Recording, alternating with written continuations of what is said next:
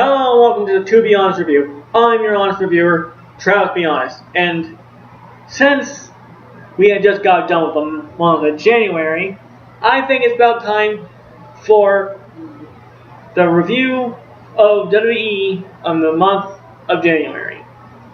To start off, the first of this month sucked. I mean, it was kind of like a repeat of last year. Same matches, same bullshit, same everything. Except with 3 less superstars. So, yeah, just 3 less superstars. The only person who made an impact while they were gone was Sin Cara. Sin Cara almost became Intercontinental Champion. Because they just needed something exciting to fill the gap of Ziggler for a while. And Sin Cara did do that. Did do it. But then, and speaking of them being fired, the only 2 that I really missed was Ryback and Ziggler. Because I'm not a real big fan of Eric Rowan. I mean, he doesn't really have a character. I don't think giving him more screen time would even help that. I mean, they only give him like 1 sentence to say, or maybe even 1 word. And he poses like a genius, or a genius level IQ, but they don't do anything with that. They just say that he has one. And on his first night back in competition, him, Ziggler, and Ryback were having Royal Rumble qualifying matches. And in these matches, if they were to lose, they weren't going to be in the Royal Rumble, of course. Well, Ziggler won his match by pinfall. Ryback won his by countout. And Rowan lost his match by pinfall. He's the only one who did not make it into the Rumble. Officially. I mean, he did go to the Royal Rumble, but not as a participant. He just went out there, beat up Curtis Axel, threw his ass to the curb, and then got in the ring, and then was immediately eliminated with Luke Harper. I don't really call that elimination. I just say, yeah. If that was actually elimination, Bray Wyatt would have had the most time in the ring and the most eliminations of the night. But, yeah. Bray Wyatt had a good showing in the Royal Rumble. I'm impressed. I think I would like to see Bray Wyatt become the champion one day. I can see that. But yeah, and yeah, he'll make a good champion. Intercontinental maybe, and WWE title down the road. But yeah.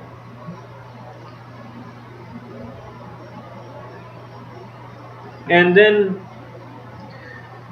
let's talk about the Rumble for a minute, since January is just Rumble season. Let's talk about, first, how quick the eliminations got. I mean, when they got to at least 10, people started staying there for a little bit longer. Well, I mean, Daniel Bryan stayed in there as long as Bubba did. Bubba Ray Dudley, who was in his first Rumble match, not first Rumble pay-per-view, but his first Rumble match, and did pretty well. He eliminated The Miz and R-Truth. Not 2 of the biggest stars, but he eliminated them. And yeah, everybody was getting eliminated real quickly. Like from when Bray Wyatt came out, all the way to number 10, 5 spots later to number 10 from 5, where Bray Wyatt came in, everybody there went out. 4 people in the middle there were out. Everybody went flying out. And, yeah. And then Dan Bryan came out. At least he lasted all the way to, I think, number 16. He lasted all the way till Rusev got in there. The thing was number 16. And then Dan Bryan tried to kick Bray. He caught it, threw him over the top rope. He held on. Rusev tried to eliminate him. He couldn't. Then Bray just came up and just tackled him and knocked him off the apron. That's when the fans turned on the match. For the most part, that was when the Rumble ended for everybody. People did not care anymore because they know that Dan Bryan just lost because it was scripted for him to lose. Like everything in WWE now. People have been even breaking character just to acknowledge how horrible the lines are. You even had a wink from Roman Reigns saying how bad the lines are. Saying that he knows how bad the lines are. And, yeah, I think it's funny that...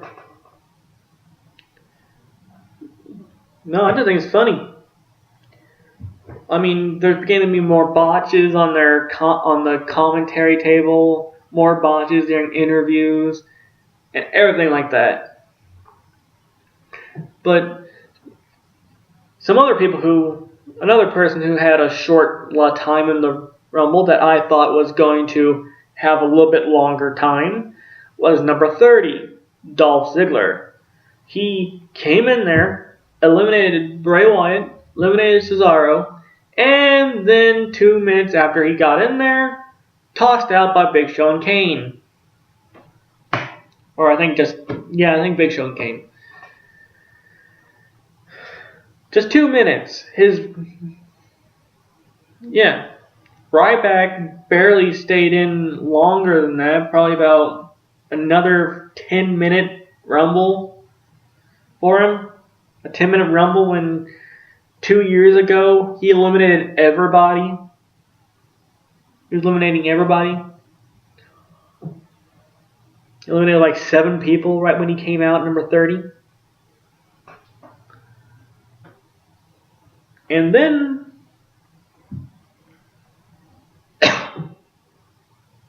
we had the triple threat match. This was the great match. This was a great match. The best match of the night. We had Seth Rollins and John Cena. John Cena babyface and Seth Rollins a heel. Working together to defeat a heel babyface Brock Lesnar. People were cheering a lot, but I think that was just because Paul Heyman was out there. But, yeah, Brock was injured during the match. He stayed out on the outside for about 10 minutes while John Cena and Seth Rollins fought in the ring to win. But then he charged back in the ring, started to get beat up by Seth Rollins, but then gave a devastating F5 and retained the World Heavyweight title. And is now going on to WrestleMania to fight Roman Reigns. People got upset because Roman Reigns won the Royal Rumble. Well, why are you getting upset? Everybody knew he was going to win the Royal Rumble. I know people wanted to see Daniel Bryan win, but it was just pretty much common knowledge that Roman Reigns was going to win. I mean, let's look at the facts. Ever since the Royal Rumble, he announced he was going to be in the Royal Rumble, the announcers wouldn't shut up about Roman Reigns going to be in the Royal Rumble. So you knew he was probably going to win.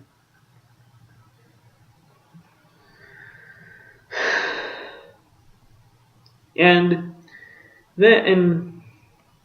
speaking back to John Cena, who was in the Triple Threat, he almost lost his chances the week of the Rumble when he put it on the line in a handicap match to get the jobs of Ziggler, Rowan, and Ryback back. Maybe I should have said Rowan last. I don't know. But anyway, pretty much either way had been the fans screwing him. Because if they would have said no, it would have been, we have no faith in you. We have no faith that you can get them their jobs back. Or you would have yes, would mean that they don't want to see you as champion again.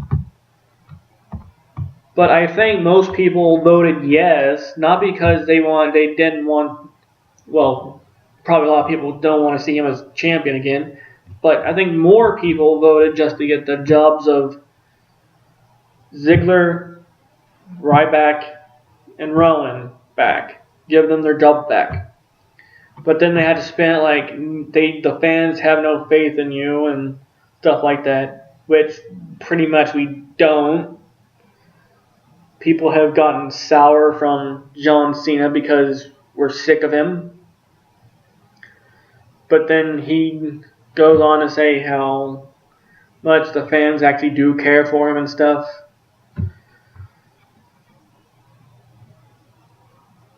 And that's about it for my take on January's WWE content. If you like this video, subscribe, or look me up on my Facebook page, Travis Be Honest, and give me a like. And see you next month.